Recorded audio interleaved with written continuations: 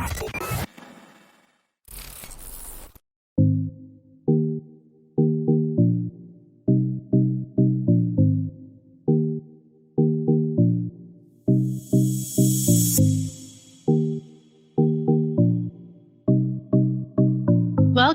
to Series 2 of RP Book Club, The Case for a Job Guarantee by Pavlina Cherneva. My name is Ramona Masacci. I'm an artist, not an economist. But since discovering MMT, I wanted to share it with everyone. I've been working with real progressives to put together this book club. If you missed Series 1 on the Deficit Myth by Stephanie Kelton, you can find the videos at realprogressives.org. Look for RP Book Club in the media menu. Tonight's Q&A covers Chapter 1, a public option for good jobs, and Chapter 2, a steep price for a broken status quo, and the intro. Our guest, Fadhel Kaboub, is here to answer our questions. Welcome, Fadhel. Thanks for being here. Would you please tell us about yourself and tell everyone how to find you on social media? Hi, Ramona. Hi, everybody. Thanks for hosting this book club and this event. And thank you for having me. My name is Fadhel Kaboub. I teach economics at Denison University in Ohio, and I run the Global Institute for Sustainable Prosperity.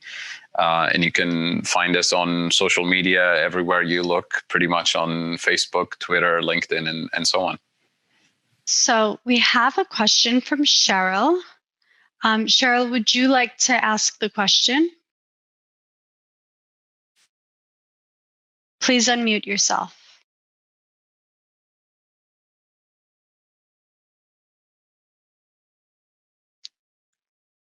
Okay, I'll ask for Cheryl. I'm not in the DC loop. I'm wondering how many of our Congress people have heard of federal jobs guarantee in your estimate? And are they being educated by our real progressive allies on what federal jobs guarantee is all about, to your knowledge? Very good question. Well, I don't have an exact head count in terms of how many are actually educated and have been informed about the job guarantee, but I can tell you that many of the presidential candidates who ran for office in the last election cycle had the job guarantee on their platform. Now, that doesn't mean they know exactly what it means. The reason many of them had it is because it's the most popular jobs program in the US. Survey after survey, polling number after polling number, the job guarantee is the most popular across the country. Every single state. So they had to have it because it's a popular thing. That being said, there's a job guarantee resolution that was introduced by Congresswoman Ayanna Pressley a few months ago that is being discussed by some, and for sure many have been reading about it and learning more about it. All the Congress people and senators who have faced candidates in the last election cycle, the progressive candidates, and there were dozens and dozens of them who had the Green New Deal and the job guarantee on their platform. I guarantee you they've been informed and they've been forced to engage with the progressive ideas, including the job guarantee. So there's no exact number. There are many of the progressive activists, many are part of the Real Progressives and the MMT community, have been calling and informing and questioning their own representatives in the last few years, and certainly informing them about the job guarantee as an automatic stabilizer, as a necessary feature of bringing about a progressive agenda. So the numbers are rising. Beautiful. Raul has a question. Hi, Ramona. Nice to be back again. Hi, Fadhel. My question, as stated, I'll just read it. Critics of FJ, the Federal Job Guarantee, sounds better, especially those from the eco-socialist left, claim that it would promote consumerism and overconsumption in a period of climate disruption. How would you counter such assertions? Very good question. Well, you can design a job guarantee program that promotes consumerism, or you can design a job guarantee program that's green and sustainable and enhances our fight against climate change. And if you look at all the core MMT job guarantee advocates, you will not find a single person disagreeing with the idea that the federal job guarantee must be green and just by design. But sure, yeah, absolutely. We can design a Keynesian type job guarantee that just promotes more economic growth the traditional way, more fossil fuel consumption, and more consumerism. I don't think the job guarantee can be seen as a silver bullet that's going to solve all of our problems. It's a core component that has an automatic stabilizing feature that we can tweak and design specifically to be green and sustainable, to help us, build for a just transition without necessarily promoting consumerism.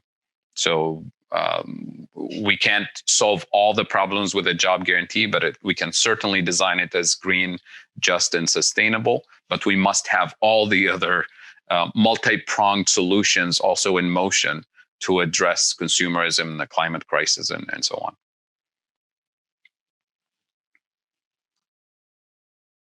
Say John Lennon is right, and there are no borders. Can you imagine a currency without borders, and what does that mean with MMT? Very good question. I like John Lennon, and I like his dreams, but I see what you mean with the question. Currencies without borders.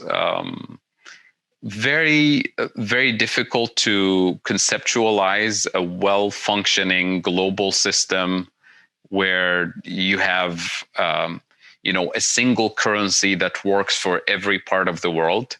We have a hard time managing it for one country at a time, let alone for, look at what's happening in the Eurozone, let alone if you want to spread that somewhere else.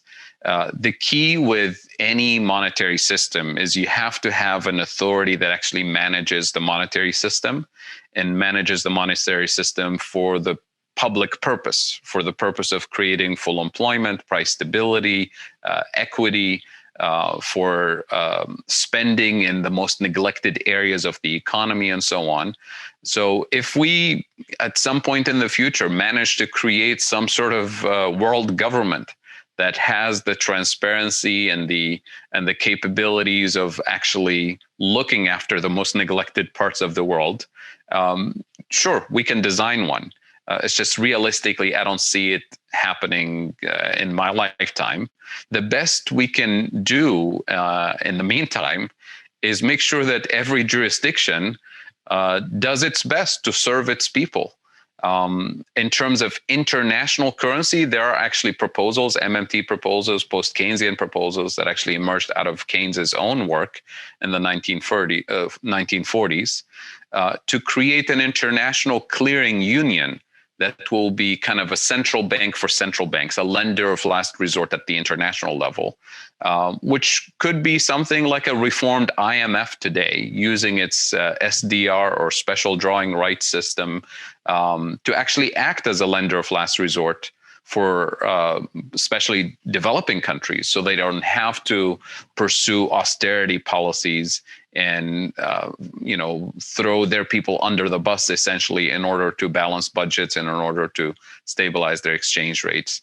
There are proposals at that level, but I wouldn't call it an international currency. This will be a unit of account that will be shared or used between central banks at the international level, but not for the public. Thank you, Fadhel. Christina has a question. Please unmute, Christina. Okay. What is your take on the details surrounding Biden's The American Jobs Plan? Is it effective or is it not enough? Very good question. So, as written, as presented to us, the jobs plan that President Biden has proposed does help.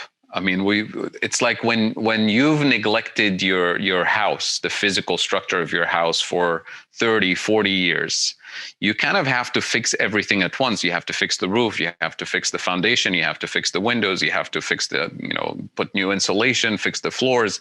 This is kind of where we are today. We've neglected the infrastructure of the US economy. We've neglected people also in communities across the country for decades. And now we kind of have to work on all of these things at the same time. The good news is that we've waking up to the reality and we're actually willing to do the spending and create the jobs and actually invest in these areas, broadband infrastructure, repairing, bridges and roads and highways, and addressing, to some extent, the climate emergency that we're dealing with. All of that is great. It will create a lot of jobs and it will help address some of the structural problems that we've had and the neglect that we've had for a long time. But it lacks the automatic stabilizer feature that something like a job guarantee would introduce. In other words, as soon as we start phasing out some of that spending on infrastructure, on housing, on broadband, and all of that, you will see a typical business cycle or economic cycle. As soon as the government pulls out of the spending cycle, it's going to leave room for the private sector supposedly to pick it up from there. And the private sector may pick it up for a while, but the private sector will eventually also slow down because the private sector is profit seeking. The private sector will have debts to pay, especially if this growth cycle on the private sector side is financed through expansion of credit. So the private sector, and you can't blame the private sector for trying to balance its books. And at some point, the private sector will slow down the hiring. And when the private sector slows down the hiring, you see an expansion of unemployment. So we don't have a job guarantee in that proposal that will be that automatic stabilizer that guarantees this consistent level of employment for everybody, no matter what the level of activity is in the private sector. So in short, it's progress, it's good, but not good enough. And this is why we're having these conversations to recognize that we can't just keep going kind of 2 steps forward and 1 step back, or 1 step forward and 2 steps back. And who knows how much of this spending will actually take place?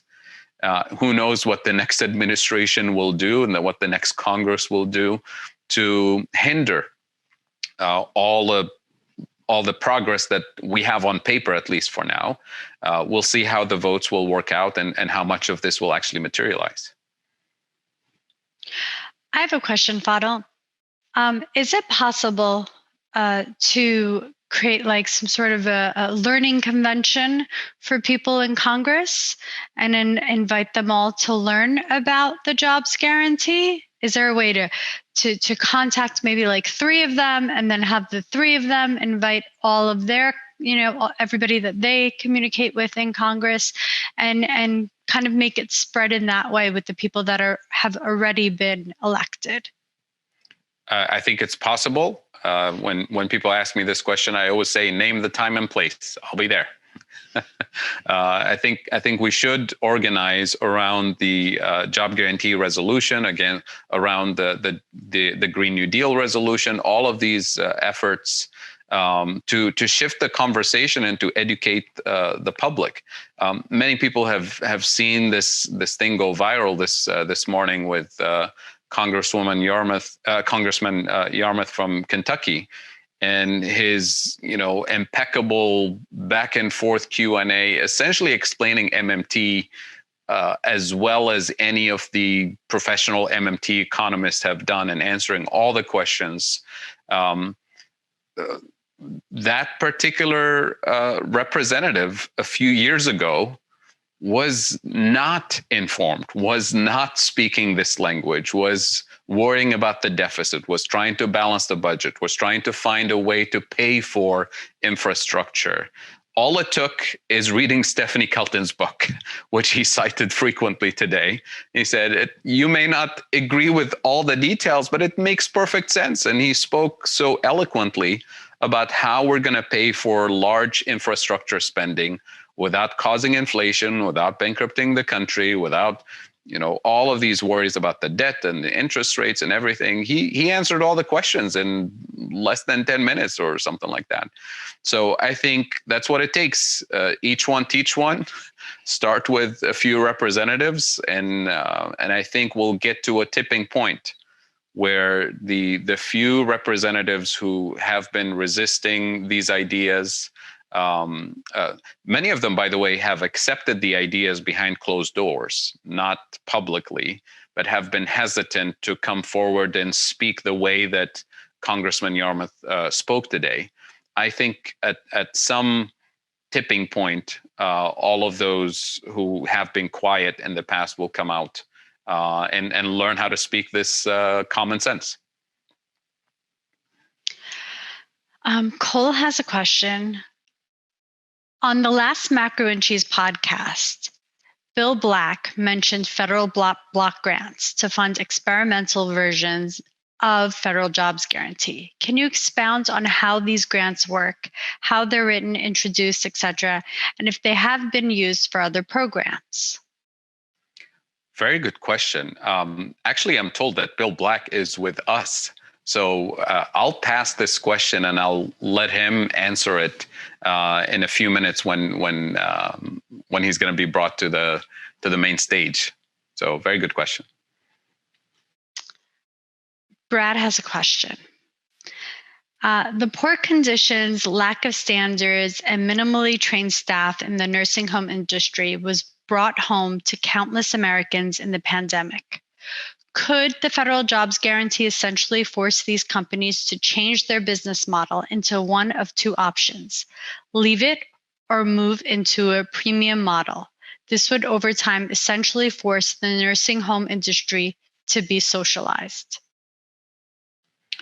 Very good question. So I'll start by saying it's the nursing home industry is certainly not my expertise yet. In terms of personal experience. But I'll say two things. First, you probably noticed in reading the first couple of chapters, the reference to unemployment as a virus. Let me remind you that Pavlina wrote this book pre-pandemic. So now I think most people understand how a virus spreads, unfortunately, because we lived through this pandemic. But to answer your question more directly, the federal government it's not just spending and taxing. The federal government also regulates and sets standards, for competition, and sets standards for prices. And I think all of these things reflect the fact that the healthcare industry, the pharmaceutical industry, all of these industries that have this abusive price-setting behavior and abusive kind of market share and no competition and low standards, all of that should be addressed by the 535 people we elect. A government of the people, by the people, for the people, not a government for the corporations, by the corporations, and for the super PACs. So the job guarantee can be a component of this, meaning that the public sector can create agencies with higher standards, with higher pay, with higher expectations, and let the private sector compete at that level. And if the private sector can't compete profitably at that level, then it means that this is a universal public service that the government should provide. So it becomes a mainline government service, just like infrastructure, just like education, just like basic health, preventative healthcare, and so on. So all of this sort of forces us to rethink the role of the federal government as a whole, not just from the employment perspective. And I've always said this, that the federal government, especially in the US, can and should provide universal public services that could include elderly care, healthcare, education, infrastructure, childcare, you name it, followed by a job guarantee to guarantee that people can find employment if they are ready, willing, and able to work at decent wages and benefits, followed by a third layer, which is a generous income support for people who can't work or shouldn't work for health reasons and so on. So that's how I see it in a holistic way. But I emphasize the importance of the federal government in terms of its regulatory capabilities to set standards, not just in terms of paying for things and creating jobs in a particular industry. Thank you, Fadhel. Dateland has a question. Can you please unmute? Okay, I think I'm unmuted. Am I unmuted? Yes, you are. Okay. I was just wondering, why don't they, this seems so rudimentary. Why isn't it taught in high school in civics or whatever where they're supposed to learn this stuff? Very good question. I agree. This should be taught in introductory classes. But let me tell you, it's not even taught in introductory economics classes at the university level, let alone high school or middle school. It's not even taught in grad schools. But we've been working on changing this. In the last 20 years, the MMT job guarantee community has been working overtime to get this on the prime time discussion and the public discourse. And it's a struggle because you're working against an entire system, educational system, ideological system, media system that's designed to ignore and ridicule alternative ideas, progressive ideas.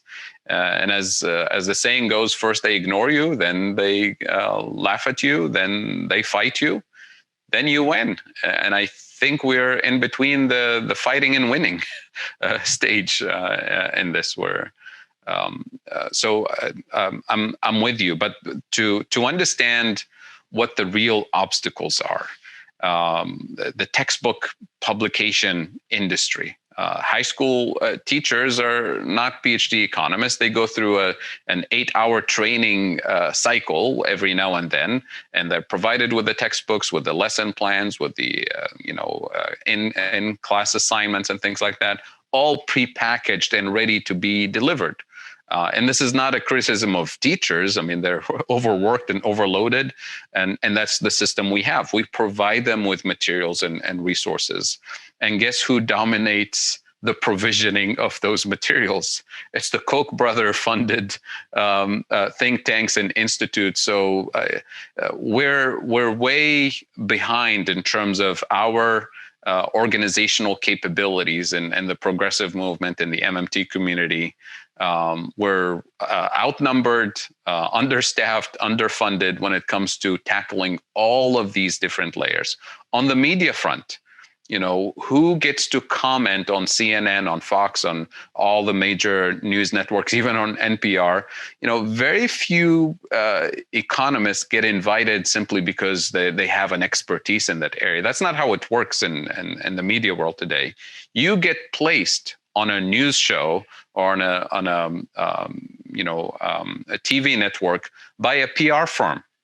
Professional PR firm, which means you have to have them on retainer, which means you have to have a wealthy uncle or some foundation that pays thousands of dollars per month to make sure that they have an entire set of economists and commentators and talking heads ready to spin the narrative that they want them to spin.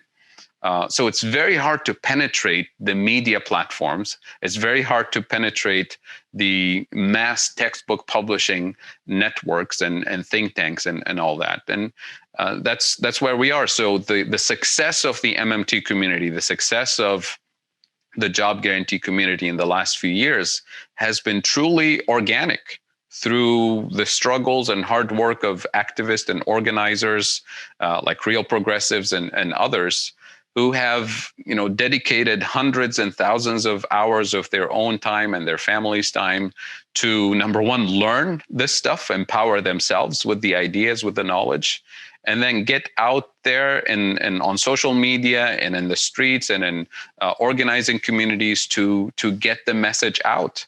And that's how we got dozens of candidates in the last election cycle to truly embrace a progressive agenda with a coherent MMT framework, a job guarantee, and a Green New Deal platform, Medicare for All platform. And they were able to answer all the questions. How are you going to pay for it? How are you going to structure it? Who are you going to tax for what reason? And how are you going to restructure the entire system? I think that's a huge amount of success given the very limited resources and how outnumbered we are. So if we have those additional resources and human capabilities to actually staff more of those workshops for high school teachers and publish those textbooks and lesson plans and so on, we will have an impact that is much, much bigger than this. So we're just at the beginning of this transformation. So this is yet again another opportunity to invite more people to join this effort and contribute in any way you can with your time, with your expertise, with your presence in your own community, with your engagement. And we've seen this, that it's way more effective to do this with the committed activists and organizers present on the ground in their own communities than with the hundreds of millions of dollars worth of Koch brothers money that is being poured on the other side. And now we've exposed we've exposed the weaknesses of their arguments. And we've educated hundreds and thousands and possibly millions of people that a better world is actually within reach, that it's not impossible. There is no alternative. The Tina narrative, there is no alternative. We've exposed that it's a myth. Fadhel, I have another question. I've been considering, I moved to a new community, and I've been considering coming into this community now that COVID is over and I can actually meet people in this area that I'm in, teaching members of my community about MMT and federal jobs guarantee. And so I'm not an economist, I'm not a teacher, but I love knowledge and I love learning and I love sharing. So how would I go about teaching this in my community? Very good question. So I would start with the resources that we have online for sure, with the Real Progressives, the podcasts, the blog posts, the short interviews, the frequently asked questions from Pavlina's book, from Pavlina's website, the deficit myth resources. I would start where your community is. And I think it varies from person to person. Different people have different segues and entry points that will make them tick, so to speak. Some people are very passionate about healthcare.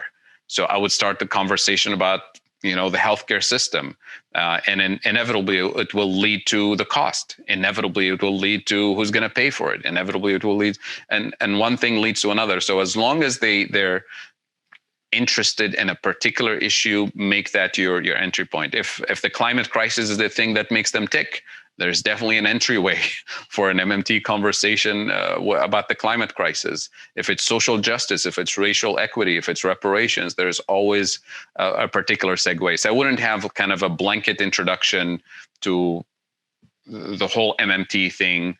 That could work with a larger audience and something like that. But in small, more intimate groups, it's about meeting people where they are, listening to what makes them anxious, what really worries them, and that becomes the hook for their engagement.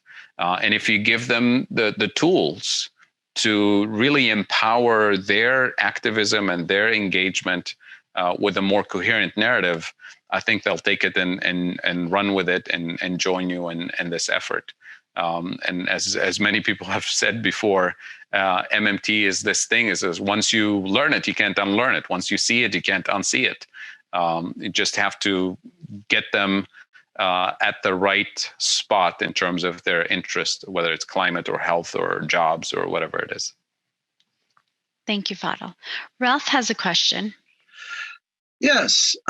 Is there much of an effort or any effort to educate the capitalists on the fact that the federal job guarantee is to their benefit? Because the functional alternative to that would be a government requirement that they basically employ anyone that walks in their door at a living wage. And I'm quite sure they really wouldn't want that as an alternative. Not that they're necessarily going to get that or have that applied to them overnight, but it would be a selling point for why they should support this, as opposed to,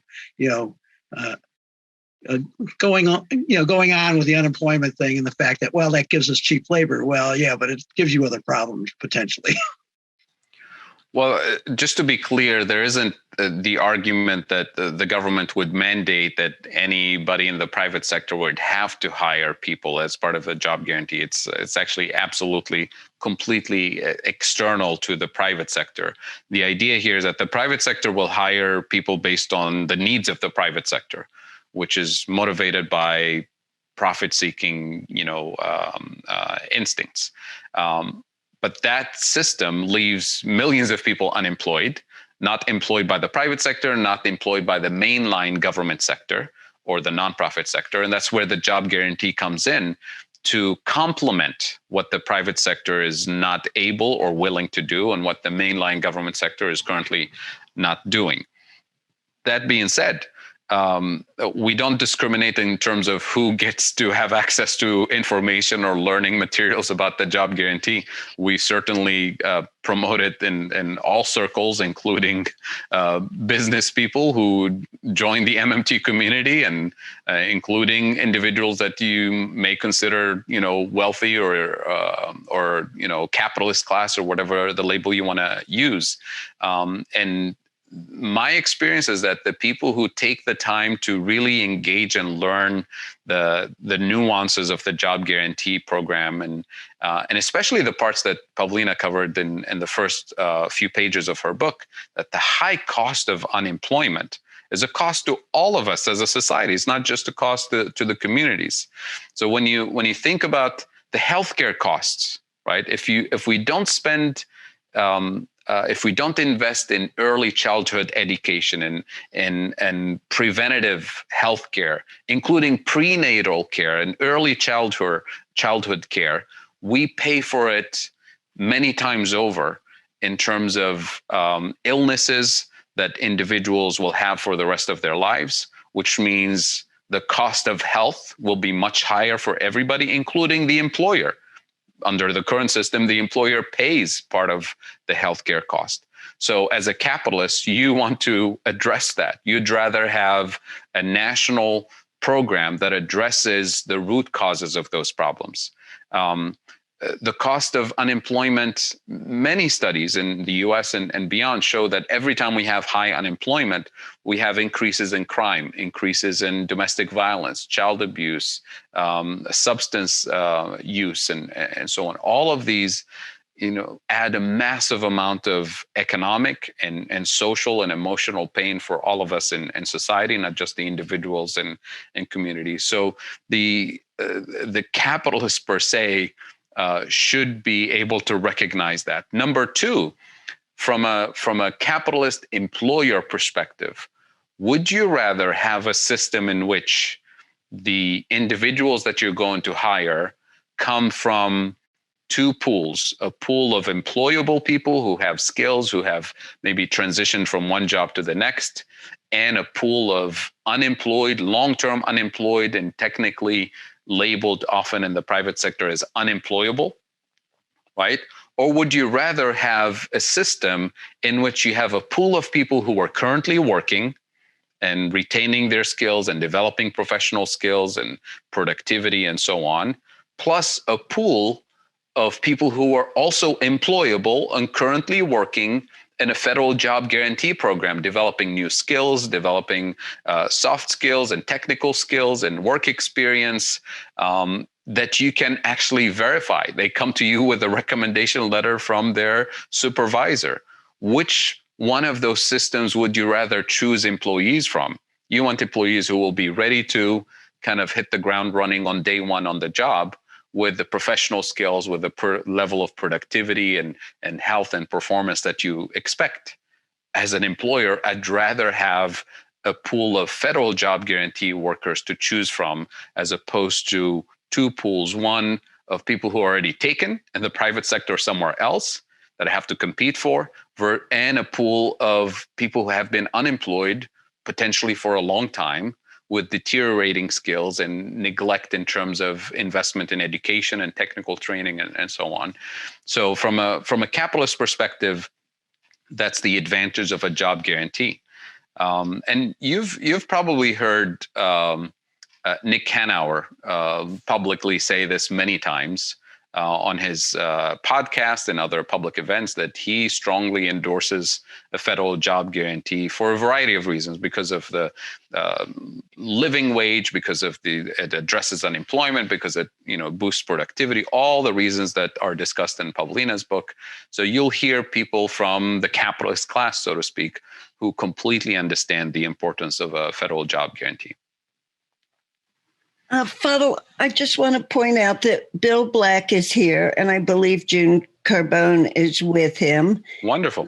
If people were at the last book club, they were our guests for one of the chapters. June specializes in the family and spoke about just these things, about the effects of unemployment on the family.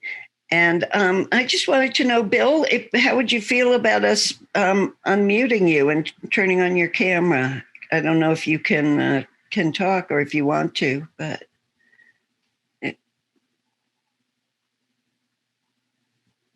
He said yes. Hi, Bill. Go for it. And by the way, Bill and Fadhel were our guests on Macro and Cheese.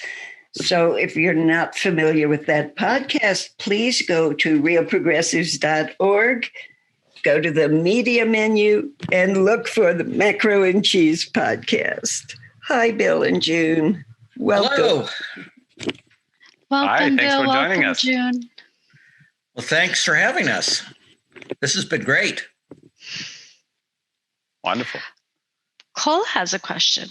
On the last Macro and Cheese podcast, Bill Black mentioned federal block grants to fund experimental versions of federal job guarantee. Can you expound on how these grants work, how they're written, introduced, etc., and if they have been used for other programs?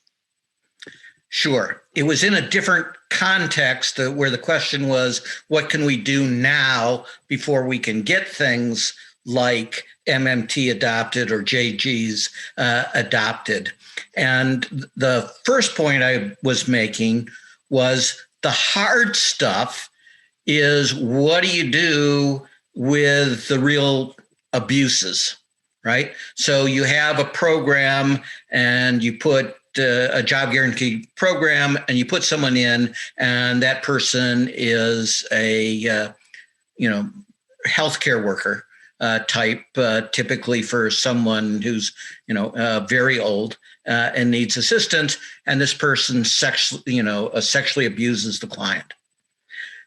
Our opponents are going to be looking for these types of things, and they're just going to blizzard with alleged horror stories. So one of the things that we almost never emphasize is that while we want a job guarantee program, we actually have to be able to fire people, right? There are things that should get you fired. There will also be entities, to the extent we use nonprofits and such, which most of us think would be a very good idea, where the entity is abusive, right? It'll engage in wage theft. It will inflate the number of people. It will treat people badly. It will discriminate against them. So we're also going to need a way of dealing with those kinds of things. And if you watched today's Supreme Court ruling, we dodged a bullet with some very specific findings by the Supreme Court, but it's likely that there's going to be majority that's going to increasingly say, if you have some religious view, you can discriminate against at least some classes of people. So we may even have to allow that, because the Supreme Court may mandate and say that it's literally unconstitutional not to be able to do that. My point is, none of this takes away the fact that the jobs guarantee, I think to many of us in the MMT community, is actually sort of the single most brilliant policy initiative. But there's going to be all this hard stuff along the way. So since we don't have a job guarantee program now, and since we got, for the first time, an administration willing to spend significant amounts of money, let's start with grants now that allow places that want to do it, right? So these would be in today's environment, the more blue states, to actually start experimenting with providing jobs in green areas, for example. And let's start working out the kinks. They're going to be mechanical kinks. How do we get the systems up so that we find the people, get them quickly into the jobs, right? But then there are going to be these nasty things that I talked about as well. Occasionally, you're going to need to fire folks. Occasionally, you're going to need to bounce nonprofits out of the program entirely. Maybe you won't be allowed to bounce them out because they're discriminating on religious grounds, depending on how the case law develops. So let's start working out those problem areas, because we all know there's going to be a concentrated PR effort to destroy job guarantees forever by claiming a bunch of scandals. And people that are my age may recall the incredible hit job that was done on the IRS by Republican members of Congress, and what turned out to be a whole bunch of made up stories about abuse. And to their shame, no surprise to many of us, Bill Clinton threw his own federal agency under the bus, and the IRS has never recovered. That provided the institutional change that brought in these various alleged ombudsman types that are actually pro the kleptocrat, and that changed IRS policies so that we barely audit the incredibly wealthy when they don't pay their taxes. So these hit jobs are a real risk. Let's start figuring out how to minimize that risk. That's the context of what I was saying. Thank you, Bill. Anonymous wrote, how do we get progressives to stop reflexively defending their friends and favorite politicians and fight for truth on this versus dividing movements by cliques and affinity groups? The left is its own worst enemy because so many feel alliance to their friends and not the truth. Very good question. So Anonymous is not Anonymous, the organization, right? It's the it's somebody who's anonymous here. Bill or June, would you like to take this one? I can't, because in a bizarre small world thing, UMKC chose that moment to call me with some canned, recording. And so I actually didn't hear the question. I'm sorry. Sure. Well, I'm laughing because in the academy, we all have our own fiefdoms. And one of my formative experiences is in 1996. One of my friends, Joan Williams, then a professor at American University, now at Hastings Law School, put together what she called a critical networks conference, as in critical race theory, and allied fields, to rally against Newt Gingrich.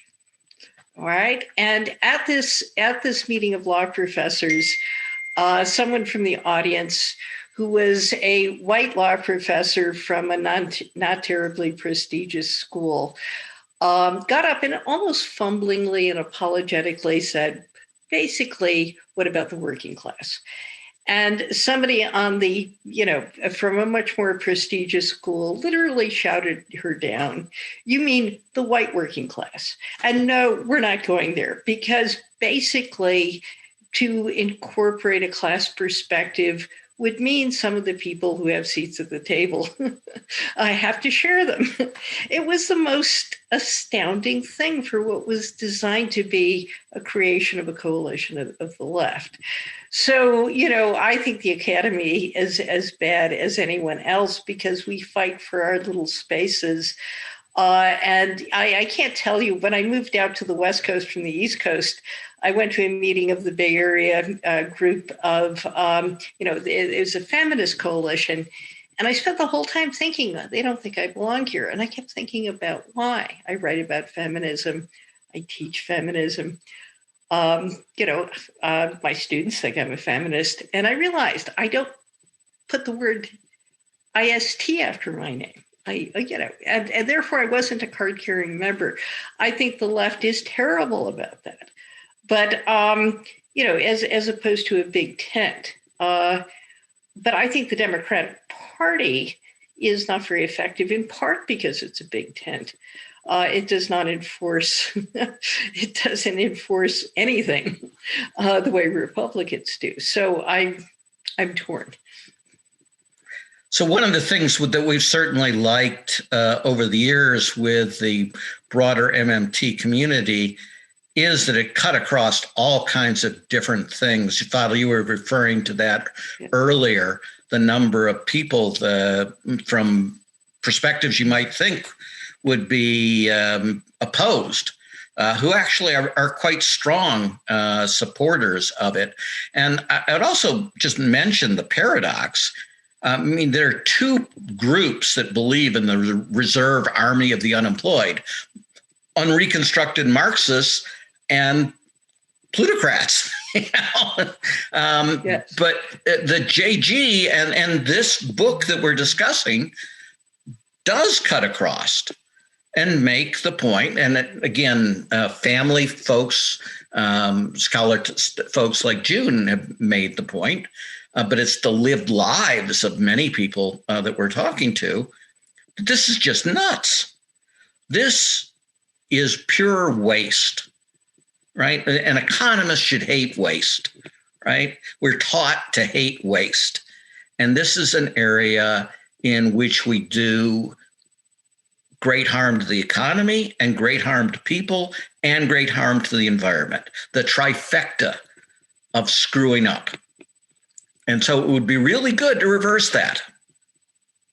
And that's what the JG can do in all three of those areas simultaneously, move it in a constructive direction instead. So I never go around, bashing people because they have money in this regard, as long as they're not thieves. Now, there is a significant overlap. And those folks, I do bash. Well, not everybody. I'll just add on the job guarantee thing here. The political spectrum is really interesting here because, and this is part of the American culture that, people tell you, go get a job, right? Don't expect handouts. And what we're saying here is that, for people who do actually want jobs, there are no jobs in the private sector. So we have to have a job guarantee as this automatic stabilizer. So where the pushback usually comes in against the federal job guarantee is how are you going to pay for it, which Pavlina discusses in the next few chapters, and the MMT community answers that. And, will it change the nature of American society? Will it change capitalism into some sort of socialistic system? And those are really the pressure points that we can untangle in the next few months and the next few years to get the rest of the political spectrum on board with the job guarantee. Because every time I have this conversation with people who are really, really conservative, they say, yeah, of course we want people to have jobs. And they should have government jobs to build bridges and fix roads and conserve the environment. I mean, conservatives really like, especially in the Midwest, they really like their environment. So they want it conserved too. But then they say, how are we going to pay for it? The debt, the deficit, China, that whole thing that Congressman Yarmouth today, slam dunk explained.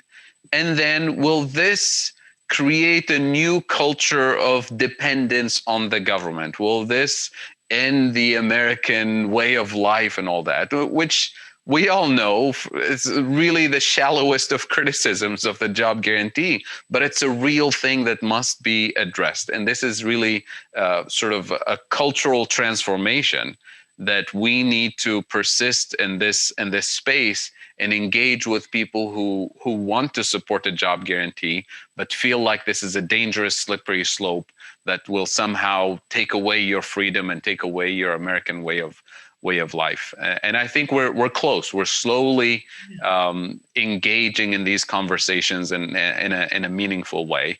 We just have to have more policymakers actually, because they have the big megaphones and they have the policy tools in their hands. So they need to, follow kind of their instincts and engage in these conversations. And I think this is the perfect opportunity, this whole national discussion about infrastructure and climate change and all of these transformative programs that we're trying to put in place. You have to address those aspects. Well, and can I add to that? I gave a talk to the William F. Buckley group at Yale about the family. And I came in and I did a variety of studies about the change in the family over time.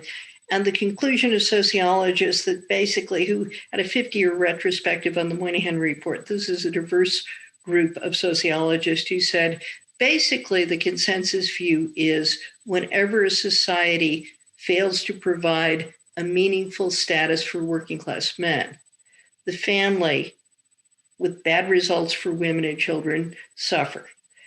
And this group, which was prepared to hate me, I might add, said, I had an elderly man say to me afterwards, I agreed with everything you said until you got to the end.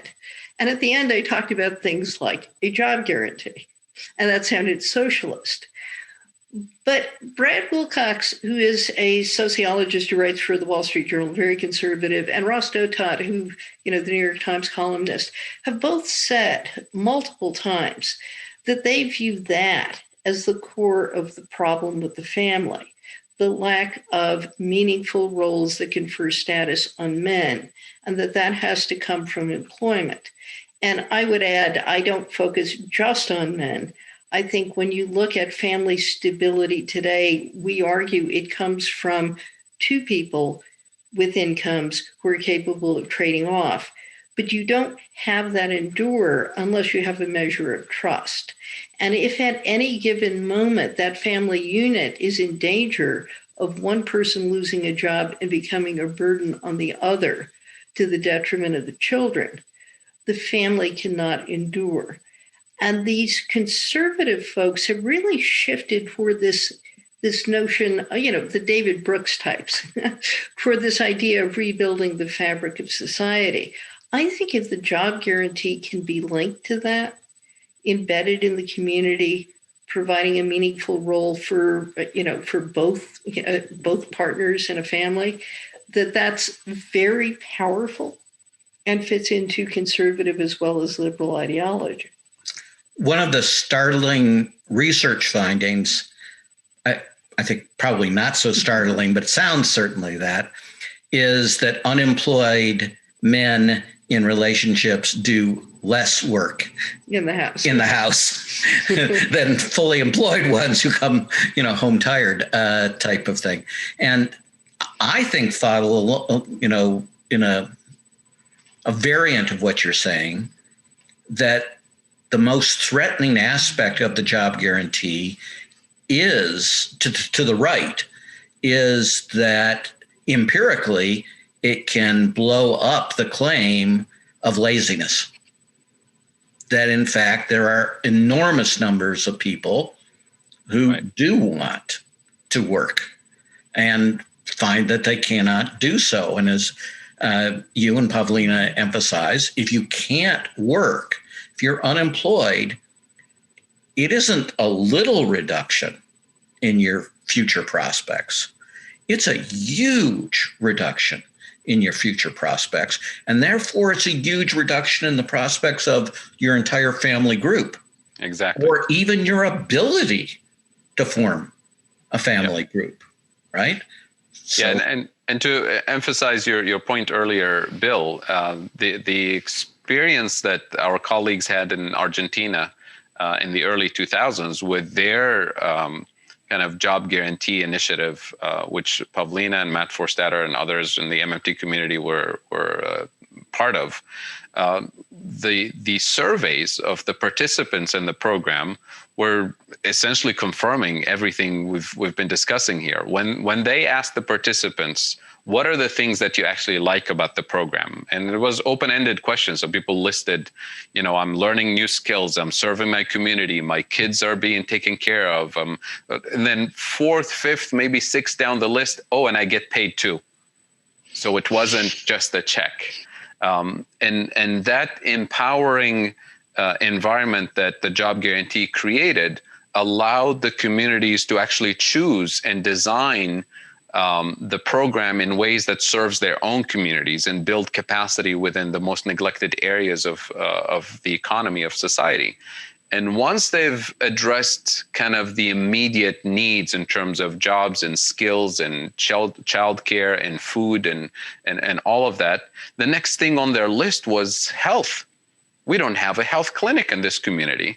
Well, wait a minute, we can't create a health clinic. We don't have the skills. We're not doctors. We're not nurses. So they started organizing to demand that the Ministry of Health actually delivers and builds health clinics in these most neglected areas. And now you have 2 million people organizing, demanding their right as citizens to have access to healthcare. That's a threat to all political parties, the entire establishment, which is eventually why the entire political establishment, left, center, and right, ended the job guarantee program in Argentina and replaced it with a basic welfare check. Which was number 5 or 6 on the list. People didn't want the check. They wanted all the other things plus the check. They wanted to work and serve and build their communities. The other thing that, to emphasize your point also, June, was our colleagues in Argentina in the beginning of the program reported that because this was a head of household program, so only one person per household, they limited so it was a truncated version of a job guarantee. It wasn't really a full job guarantee. So families had to choose who's going to be the person taking the head of household position. And in some cases, there were families that actually split up to take the 2 jobs that were offered by the job guarantee, either split up by declaring that they were separated or literally divorced so that they get the 2 jobs. But the majority of participants in the program ended up being women, with the men kind of fending for jobs in the private sector, hoping for better pay and things like that. So all the dynamic that you're describing, we've seen it before, and we expect it to be the case in a job guarantee program. If we implemented kind of the full platform with all the benefits, we'll see those benefits persist. And then finally, Bill, on experimenting with the job guarantee, I'm completely with you. There will be kinks that need to be sorted out and so on. But I also can't help but remind all of us that the 1930s Great Depression New Deal program was organized by pen and paper. And it worked pretty well for the majority of the projects. So with the logistical capabilities, with the regulatory framework, with the standards that we have, what we need to think about, not just the funding of those programs, but actually restoring the regulatory supervising and role of federal and state agencies in managing the system. And I think your example of what happened to the IRS is a case in point. If we neglect the regulatory capabilities and then allow the abuse to happen and say, well, nobody was looking and look at the abuse.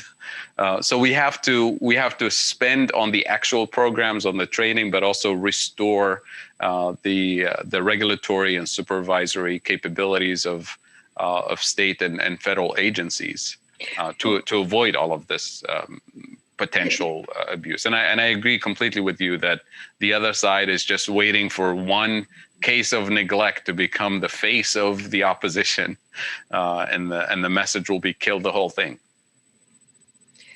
And I think it's important to emphasize that these are not parallel. So, for example, take the charter school movement, and I will say Bill and I helped found a charter school. We're not totally on one side of this debate, but the best empirical work indicates 20% of charter schools are outright frauds. 20% are by former teachers who are really dedicated, and the other 60% are business types trying to make a buck. You never hear about that 20% that are outright frauds. It's not a public scandal.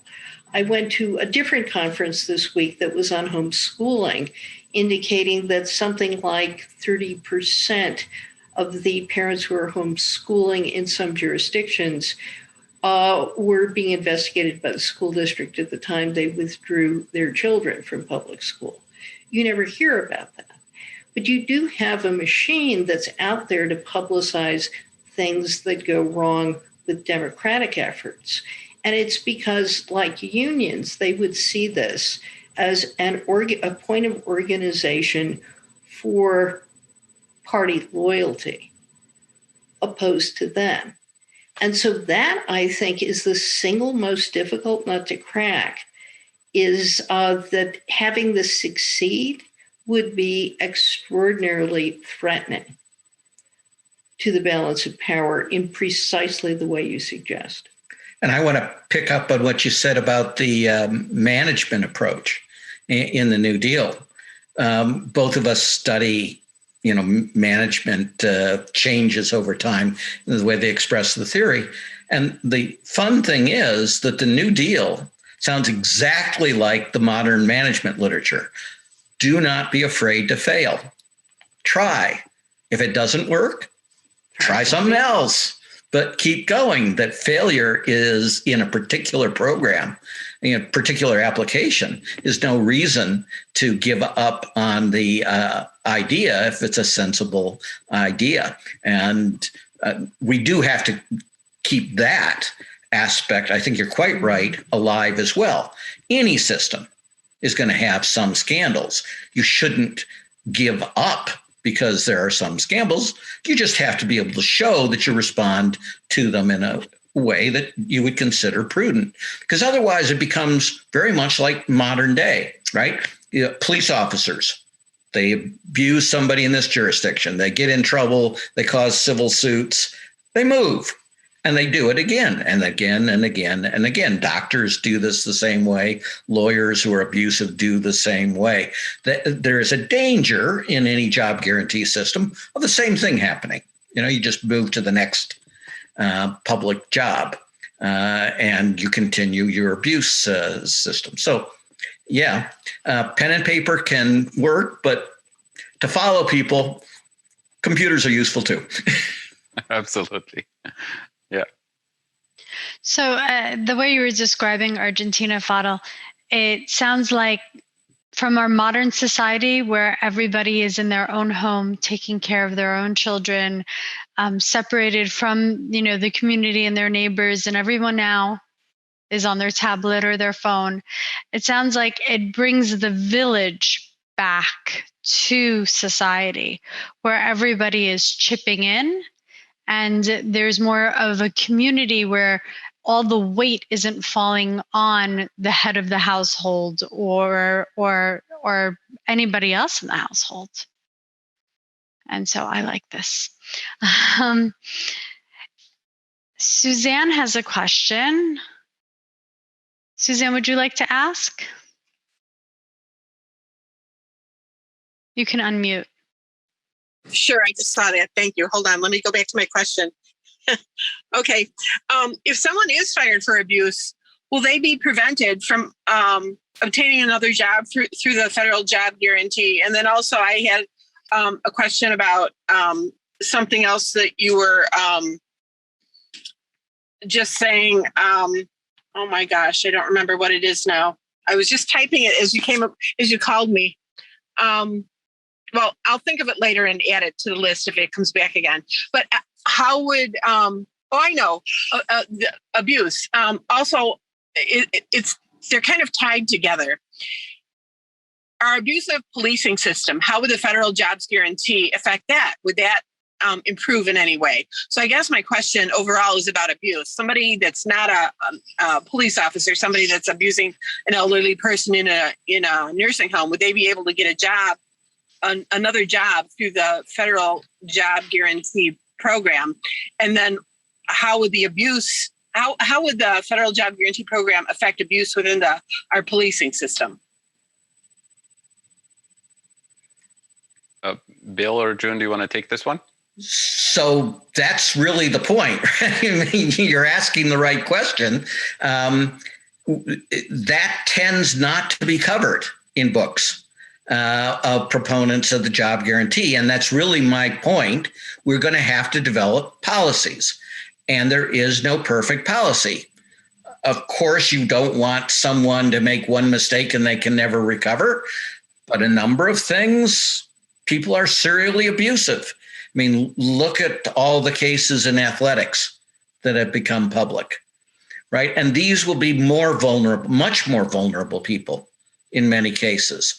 So, you can't have a system where you get infinite bites. You can't just transfer the problem, so the Catholic Church with abusive priests, and you didn't fix anything. You just moved the priest to a different region.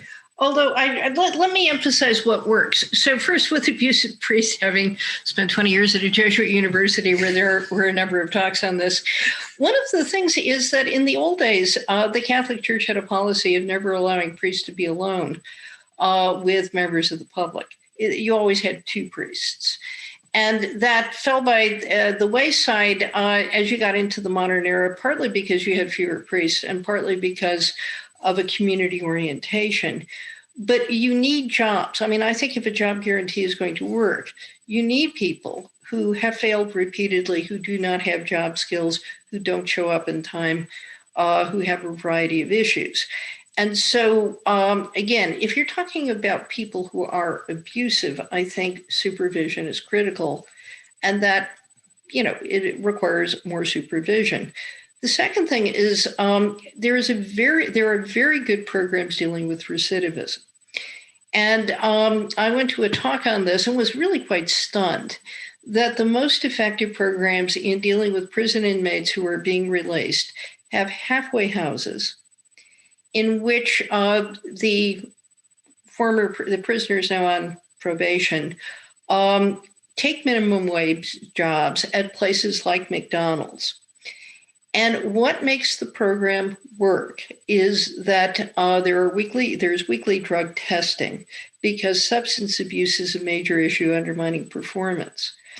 Now, with ex-prison inmates, if they fail, they're sent back to jail. But the members of the audience asked, how do you find people willing to hire prison inmates? And the answer is, if we can guarantee they will show up and work a 40-hour week, we have lots of employers paying minimum wage who are happy to hire them. It is the regularity of the performance, structure, consequences, drug testing, those things matter.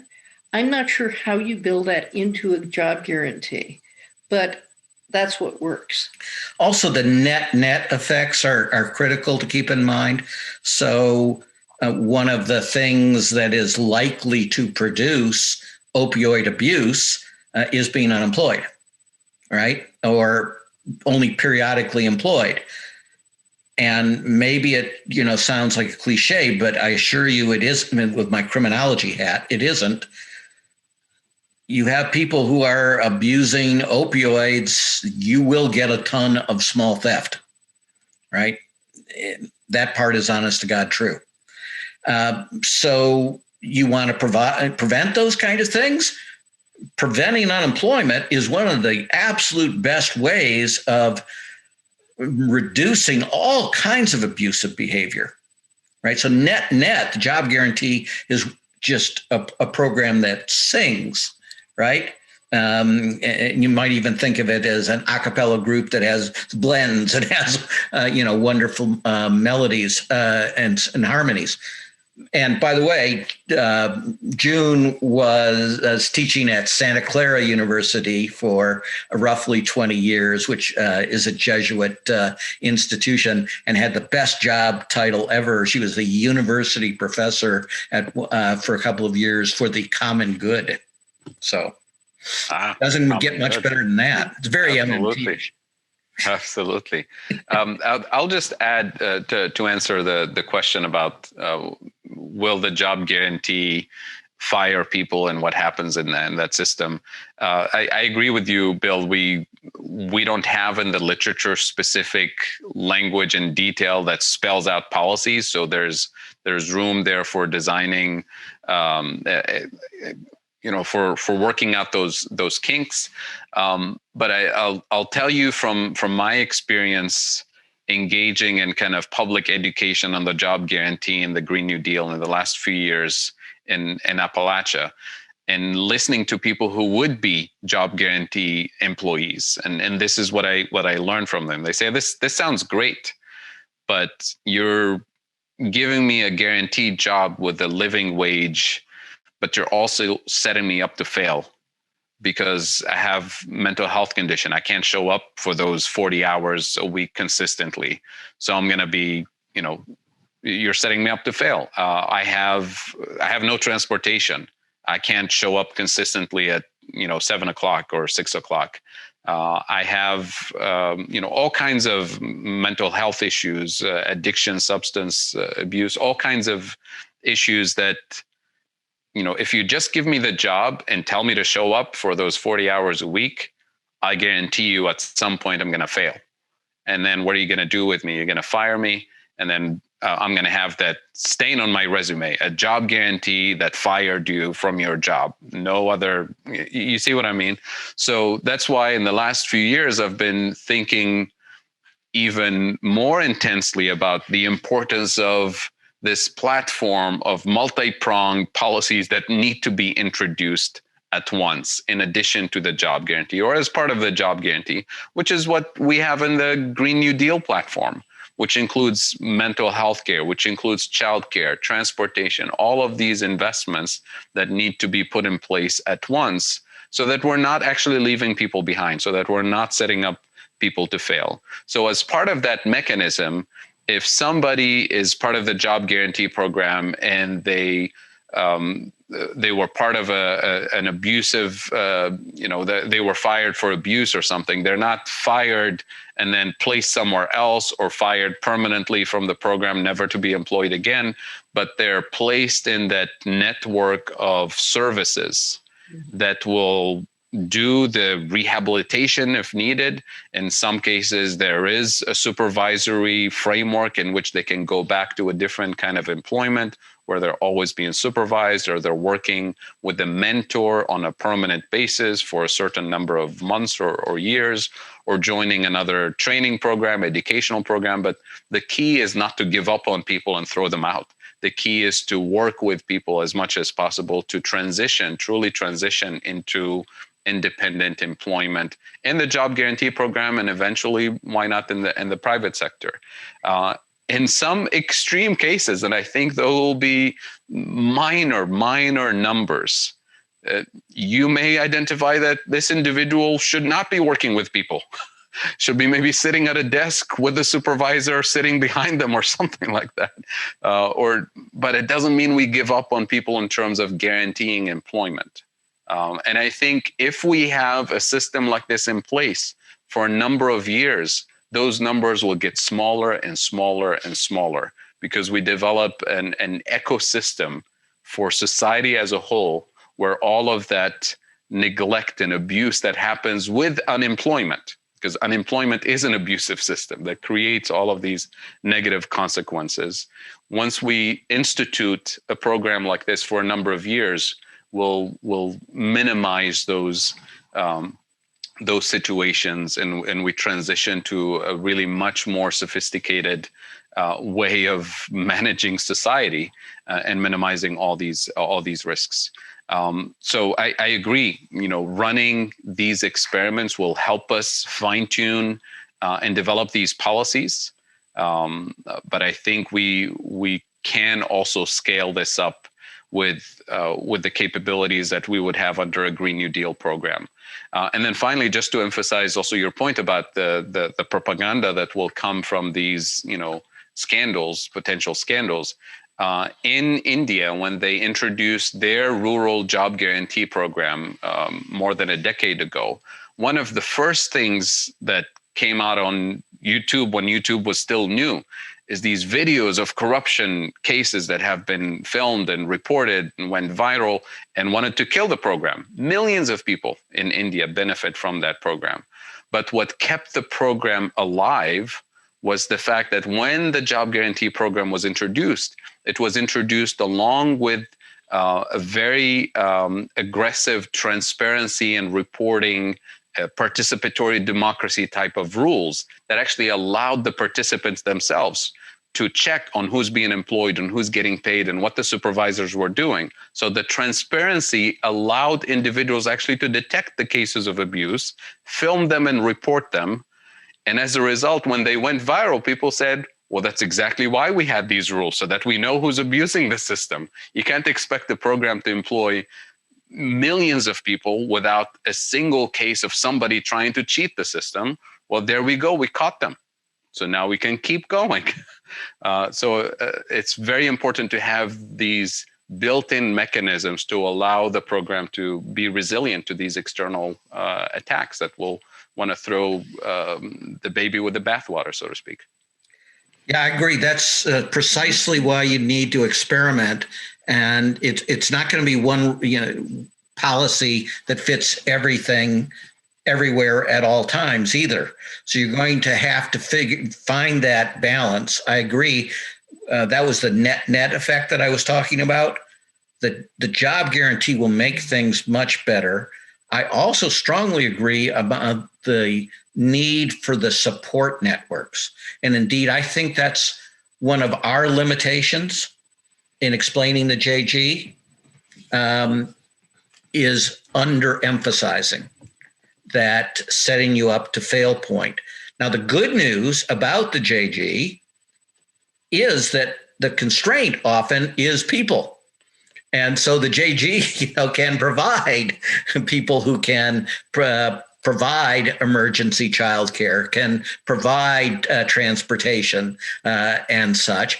But then the second thing is, it is going to make the programs seem more expensive. They'll actually be cheaper if they work, right? So the support networks such that you work, that's a more effective, cheaper for society program. But it doesn't seem like that to accountants, the way you do things. So we want to sell it honestly, right? In precisely the way that you've just described, is we're going to design a system to succeed, where regular human beings with our weaknesses in a broad range of variation that we come in as human beings, that overwhelmingly people can succeed in this system. And that will also, again, the real fear of the right is that if this is ever introduced, it will be so popular, it'll be unkillable within 3 years. Let me jump in on something real quick. Bill, you said something very important, having nothing to do with the job guarantee, having everything to do with auditing and having the apparatus to do all that auditing and oversight and investigations into fraud on control fraud side, the area that we typically talk about together. However, within this space, we don't have social workers funded properly. We don't have the convict reintegration programs fully funded. We don't have mental health fully funded. We don't have a lot of things fully funded that before you ever even think about a job guarantee, you're walking in there. So when you hear the folks that are talking about how do we create regulations? How do we create these things? It's one thing to write a law, but to not have the apparatus and the support structure in there to provide the full services Fadhel was talking about, it's extremely important. And I think we are very much a piecemeal society, sadly, and that we don't oftentimes think in systems and think of inputs, outputs, tools, techniques, and where all these things connect and all the handoffs. And I think from my vantage point, it's important to make the case that the federal government can afford to hire anyone it needs to hire beyond the job guarantee. I'm talking about in professional level roles to fill every one of these regulatory jobs, to fill every one of these support jobs. And that job guarantee suddenly starts shrinking because we've just massively hired people to support the public purpose. And I think Warren makes this point very well, that don't make the job guarantee be something that it's not. We can afford to hire professional care workers, people that work with the autistic, people that work with any number of things. There's no reason that we can't flood and fill full employment up in many ways through public spending for these higher level jobs that the private sector is simply not filling. So I think the danger here for me is, and you hear guys like Cory Booker talking about doing a job guarantee pilot and things like that are not really, you're not going to be able to prove out anything. How could you prove a job guarantee pilot unless it was a specific use case on management or something like that? Because it's an automatic stabilizer paid for by the federal government. So you would need to have all these externalities as part of your pilot to make it a valid test case, unless you truly narrow down what you're trying to test in any one of these scenarios that we talked about. So for me, when I hear someone talk about, what if they're abusive? What if they get fired and stuff like that? I think that person has gone too far through the system and into a job guarantee when there should have been support services leading up to entering into the job guarantee, even that I don't think we really understand. We're still getting a hold of this idea that the federal government has no cash constraints. It creates money every single time it spends. So I'd be interested in a follow-up discussion on the external program support that it would take beyond the Green New Deal. I'm talking about just regular, everyday functioning society, public purpose functioning society that are not being currently funded or funded poorly to show the weakness of government. Can you talk a little bit about this fake, the government is incapable of doing anything, and so we underfund it, and maybe help people see the broader picture before the job guarantee? Sure. Let me simply endorse the general point that all the key MMT scholars and non-scholars who've led this movement for decades, every time I've seen them do it, they emphasize the complementarity of the JG and MMT. And Warren is quite correct that it is that complementarity that allows you to get the full benefits out of the system and removes many of the seeming choke points. Second thing is I want to emphasize I am not bringing up the abuse as this needs to be our primary focus or even a very substantial focus. I'm bringing it up for two reasons. One, because they will use it against us to try to destroy. But the second is there is a group of predators.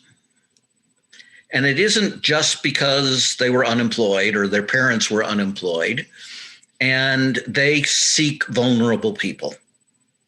You can see this, and we owe responsibility to the vulnerable people not to allow that to continue and to allow them to go from one, church to another, the equivalent of one church to another, and keep repeating the abuse.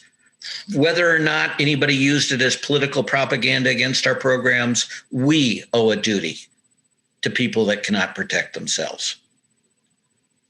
But that's a thing. That's, the bigger points are exactly what you two and Pavlina and, the folks for decades have been emphasizing.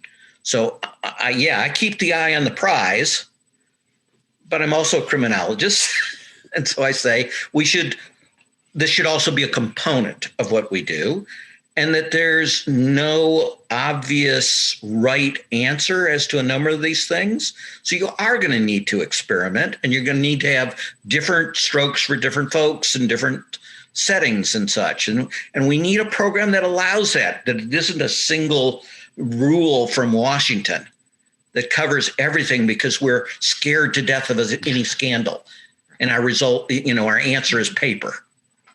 And I think your biggest point that you brought up to me that I still hang on to, and I have expanded it beyond the scope by which you presented it, but I'm focused constantly on the lack of auditing, the lack of enforcement in financial regulation, and the ability to make a mockery of these big laws that are out there that the people are violating left, right, and center. We simply don't have the support apparatus to prosecute and really go after. We don't have the will for it because it's been severely underfunded and it's been undermined at every level. We're taught not to believe in it as economists. Exactly. But in this particular case, though, as we go into the job guarantee and such, I'm challenging others to think beyond just the program, but to think about the idea that we, in fact, have to build that support apparatus. In other words, you're not just taking some guy out of max security prison that's just been released and saying, here, go get a job, dude. Although the law will have them for vagrancy and for not having employment, they'll be thrown right back in jail because that's typically a part of their release agreement is to be employed and so forth. So I guess my point is that we underfund a lot of very important things and then blame the victim when they don't succeed. And I just want to make sure that we as progressives fighting tooth and nail for this policy realize that the job guarantee is not in and of itself the only thing that goes into this, that we've got to start getting bold, brave, and beautiful and not being terrified of hiring people at the government level to do these jobs. That's really all I'm saying, is that we need to start funding the support apparatuses as well. In place after place, hopelessness is the real foe. And we have programs that can succeed in the proverbial real world. And that's precisely why they're desperate to prevent implementation. Not because they fear that it'll lead to whatever horrible, because they fear it will succeed brilliantly. And we cannot be people that allow the search for the perfect to become the enemy of the good in this regard. There's going to be, in jargon, type 1 and type 2 error. Get over it. We're humans. We're fallible. But this is an area where we have really good ideas that really can transform people's lives. And it's happening at a time, given the global climate disruption, where it's actually become imperative that we succeed and that we radically change how we approach things in a quick process. And so we need transformative ideas. And these are two, MMT and job guarantee, really transformative ideas. Absolutely. I'll just add to what Steve was saying earlier is, and what Warren has said for many years, fully funding those universal public services should not be considered a job guarantee. It should be mainline government services and employment.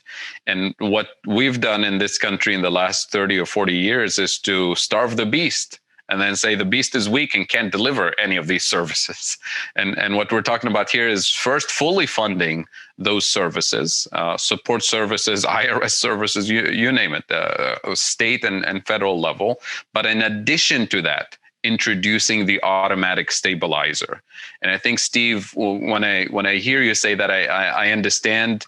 I'm also sometimes kind of allergic to these job guarantee experiments because I know where they're coming from and what they're going to miss. They're going to miss the automatic stabilizer feature. They're going to miss the macroeconomics of it. But what you could get from these experiments is what Bill was talking about, as in working out the kinks and highlighting the need for these other services to be fully funded and so on. But you have to have the political leadership that introduces these experiments to be fully cognizant of all of these dimensions. And what I haven't seen in a Cory Bush proposal is being fully cognizant of these dimensions, just jumping on the bandwagon of a public opinion polling that says the job guarantee is popular. So all of a sudden it's on his platform and he wants to experiment with the job guarantee. That's why I'm hesitant to say that the Cory Booker job guarantee proposal is the thing that I want to support fully, because it's not really engaging in these questions that we're having right here, and this conversation that we're having right here. If you went into any conventional economic program, you would be taught helplessness, that the government cannot succeed. And then you would come out of that program, if you were like 99% of them, and you would create a self-fulfilling prophecy of failure by the way you approached any governmental program. That's why this, again, subverts. This is why they're so threatened. This is why you hear, oh, that's nonsense, instead of, well, here are 3 reasons why I disagree substantively with you. Good call. Thank you, guys. Thank you. Tom has a question. Tom, would you like to unmute?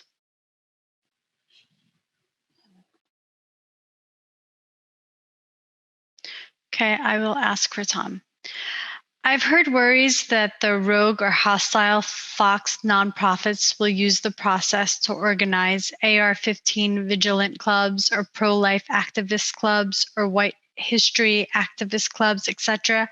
How will we protect against that? And I think that you have answered that question, that we need provisions to watch over everything that is going on. I don't know if anybody wants to add more to that.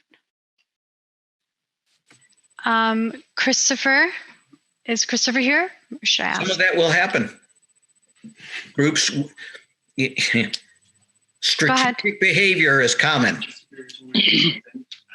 If there's money available, people will seek it for all kinds of purposes.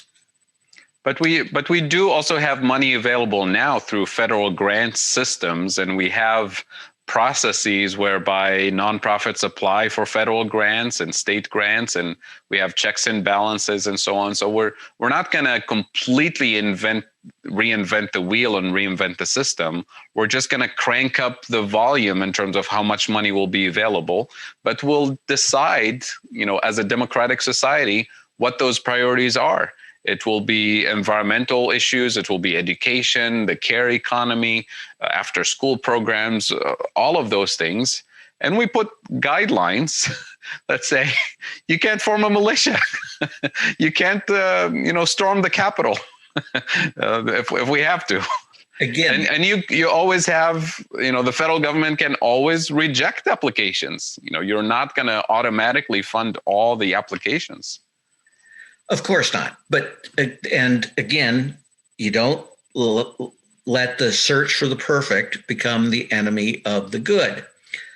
But it's a true thing. So the far right for 20 plus years has deliberately sought to heavily influence police, to recruit them, to change them. It's not just in the United States.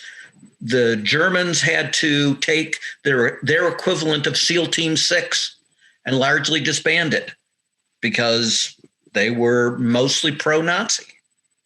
type of thing. So these are real things. You don't panic about it, but yes, you have to have systems that look for abuses. As far as how the job guarantee is structured, would each community be able to decide what kind of jobs that they want? Like, would it go by county or would it go by state? So this comes in the next, I think, couple of chapters in Pavlina's book. So maybe it will be discussed in more detail next week or the week after with Pavlina or Rohan. But I'll just say that there's different models in the literature, and there isn't a single standard this is how exactly the job guarantee will be structured. And I think ultimately, when we have an actual job guarantee, it will be a combination of some of the funding for job guarantee will be going to state institutions, municipal institutions, nonprofit institutions, or federally created agencies for particular priorities, such as infrastructure or climate, or after school programs, or however we decide to structure this. So it will be a combination of these things. There is an advantage and a disadvantage in going kind of to an extreme decentralization of the decision-making process, because then you get into the militia extreme examples of a local county officials who want to use this money for a particular thing and call it a job guarantee. So there are ways to avoid that by keeping some of the control and oversight also in federal jurisdiction. So not all handed to local authorities to decide as they wish, but having a streamlined process whereby you can actually, deliver resources to local communities under certain guidelines and checks and balances and reporting and auditing. As I said, we do give federal grants to nonprofit organizations, community organizations, and they get audited by the IRS and they have to report the results. So everything we're talking about is sort of in place right now. We just have to tweak it and fine tune it and fully fund it for the public purpose, for the common good. And recall that the job guarantee is something that could be adopted in many nations, and that some nations are federal nations and some nations are not federal nations. So there's not, again, going to be one Quran or Bible or Torah. They're going to be different approaches that folks take. And in general, that's probably good. In general, that allows us to try different things and see what works better. Thank you, Bill. Don't get paralyzed by the fact that there are going to be failures. There will be entire significant programs that fail in scandal.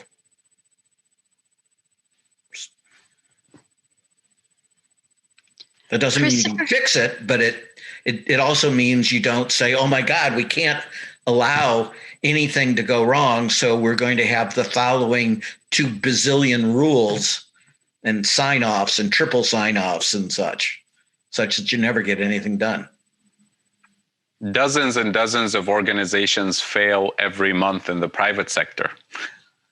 And it's called what? Creative destruction there. Right.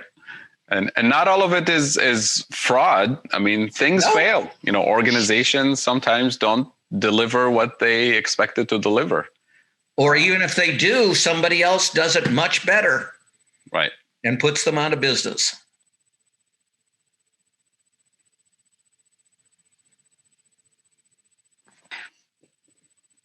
I think you are on mute, Ramona. Oh, sorry about that. Christopher has a question. You can unmute Christopher. Okay, thank you, Ramona. I don't know. I'm hoping you can hear me. Both my headphones have died at this point. We can hear you. Okay. So this might be sort of concerning more of like a far future scenario that we all probably will not live to see, but I'm still interested in the mechanics of this idea, because I've had a few discussions with some other folks on the left, let's just call them that, about a future, sort of utopian social order that would be considered a moneyless society. And it's always been something that I've struggled to reconcile with the MMT sort of framework. So I'm curious. So my question is, what are the logistical limitations to provisioning a society, or perhaps the world, without using money altogether? Is there an alternative system that could be used to ensure that the needs of all are met, as well as our wants, without using money / credit / currency as a public utility for collective social provisioning? And just curious what you would say, Dr. Kaboub, or Dr. Black, the limits of this concept are through the MMT lens. I think if we understand the concept of money from an MMT perspective, the short answer will be it's impossible. Why? Because you should think of money as a scorekeeping mechanism that we have in society. So can we still have, a basketball game without the scorekeeping mechanism? Well, it wouldn't really work, right? It wouldn't, be the basketball game we know. Can we have a society without contracts, written or unwritten? So in that sense, to remove the monetary system from the society that we live in would be impossible. And if you look at the early literature on the origins of money, the chartalist origins of money, and I think Randy Ray says it all the time. He says probably writing was invented to keep track of transactions, and that kind of removing the monetary system in the sense of removing the social relations, because we talk about money as a social institution, would be impossible to picture in my world. So I think I hear where the motivation is coming from, is getting rid of the profit-seeking motive, maybe getting rid of the how the monetary system is used to abuse and corrupt relationships in society. I get that. But I don't think you can, strip this system out of the social relations that the monetary system creates. That doesn't mean we should keep the system abusive and keep the neglect in society. And what the MMT community has been saying for decades now is that we can use the monetary system to deliver for the common good, for the public purpose, and to, give up the neglect that we're observing in our society today. So I'll just leave it at that. I have a question I'd like to ask. This is from Curtis, who, where did it go? John, did you move Curtis's question? Okay, well, I'll try to remember it. He had asked about if any of your students have come up with new ideas about the job guarantee or new insights about MMT. And if so, what? I think they would be really interesting to hear.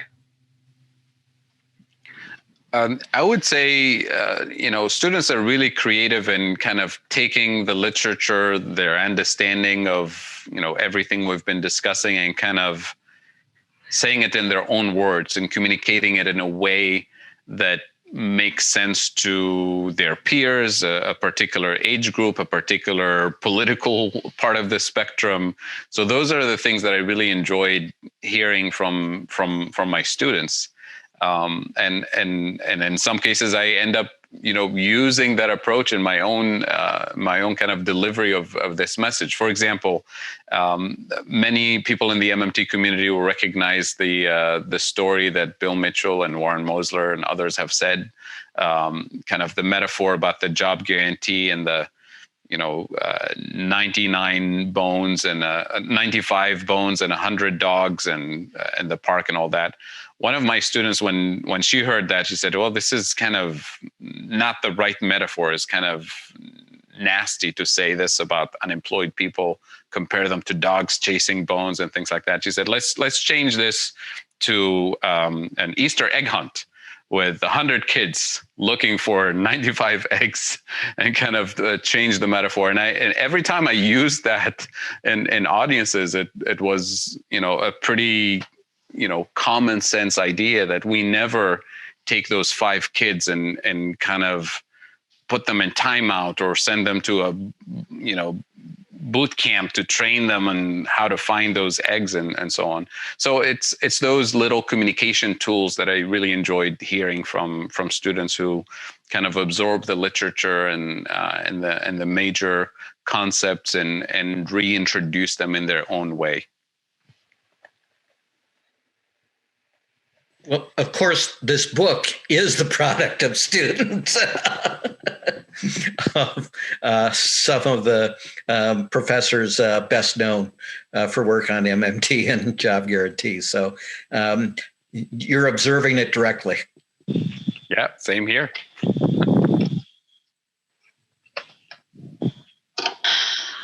So Rebecca has a question. Go ahead. Hello. Okay, can you guys hear me? Yes. Oh, hold on. Can you guys hear me? Okay. Had the wrong one in. All right. Okay. This question has been floating around in my head a little bit, and it's more about more of a legal standpoint, I guess. Let me see if I can phrase this right.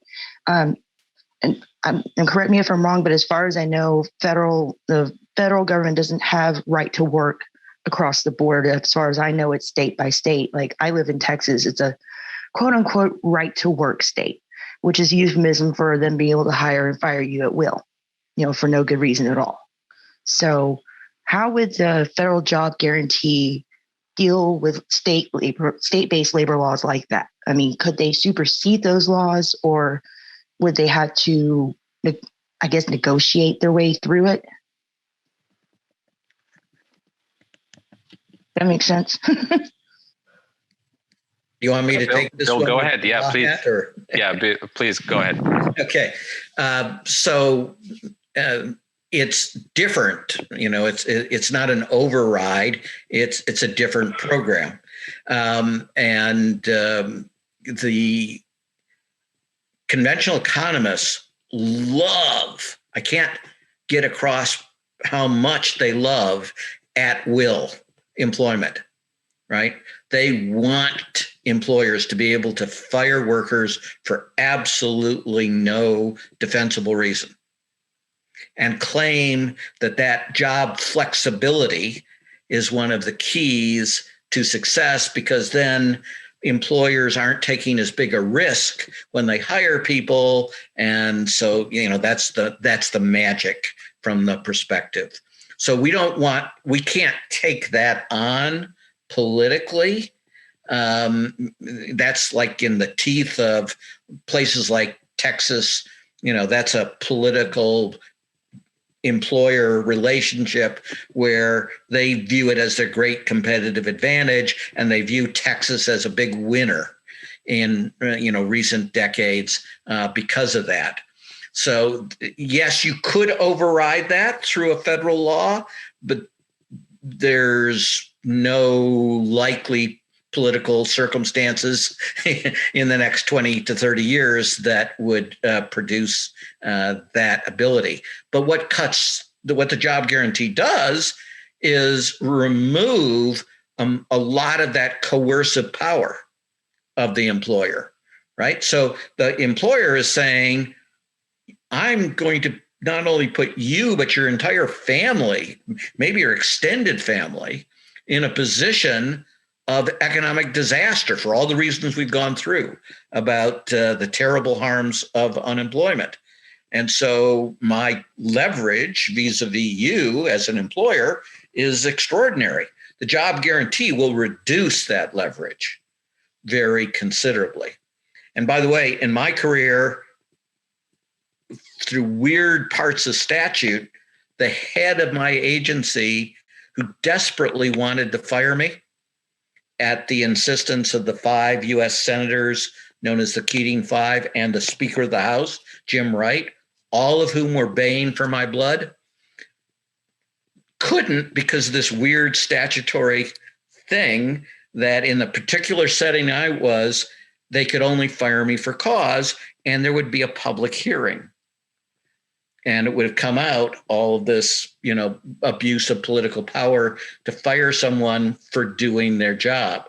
Economists never think of the positive aspects of that kind of protection, except when it comes to themselves. And there it's called tenure.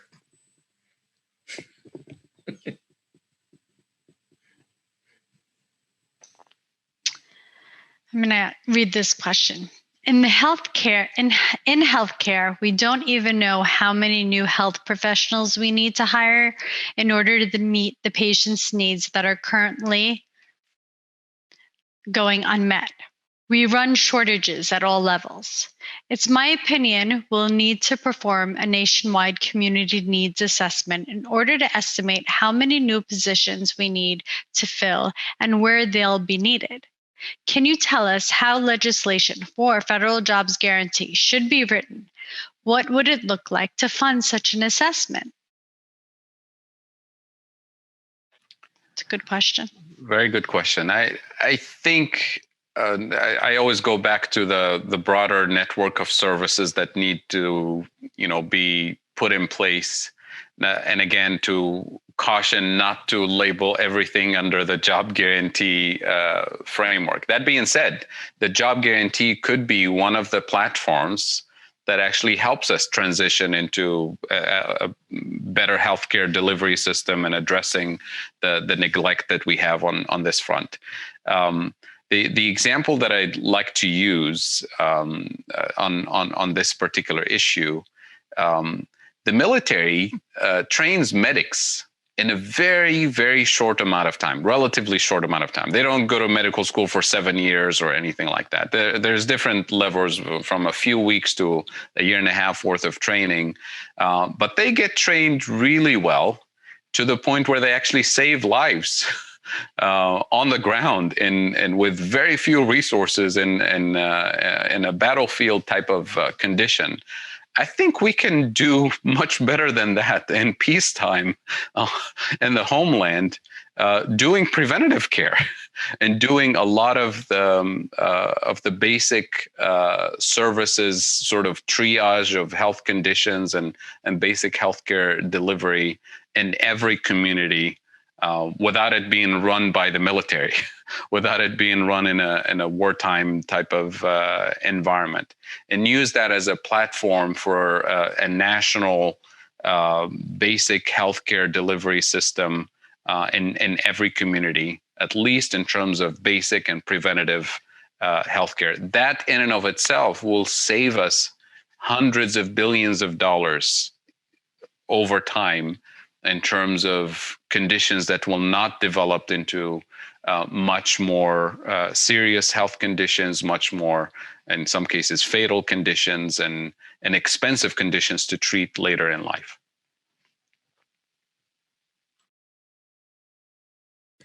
This is an example, though, of a place, an area you might want to experiment, right?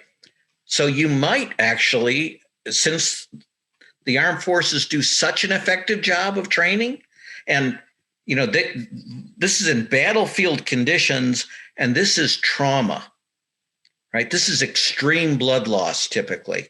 That, in addition to preventative care, trauma intervention in the golden hour So super quick response is incredibly critical to saving lives. So I got no problem saying, if the Department of Defense does a great job of training people, train them. Be happy to have skilled people that know how to deal with trauma and who also do preventative stuff, right? But some people might really object to the armed forces having a role in it. To me, I'm on this, I'm just, in my view, pragmatic, but maybe other people would consider me unprincipled. I can see reasonable debates about such things. Sure. And even if we don't want the military to do the training, we're talking about using the framework, the method, and the basic experience that the military has, and transferring that to the Department of Health, transferring that to other agencies that will take it and adapt it and perfect it for their purposes. But I agree with you. I did one of the COVID testing that we did on campus was actually logistically set up and organized by the military here in Ohio, and it was run to perfection. I mean, the logistical setup and the in and out within minutes, and it was well done. So there's some of that we can use in other contexts and during the pandemic, for example.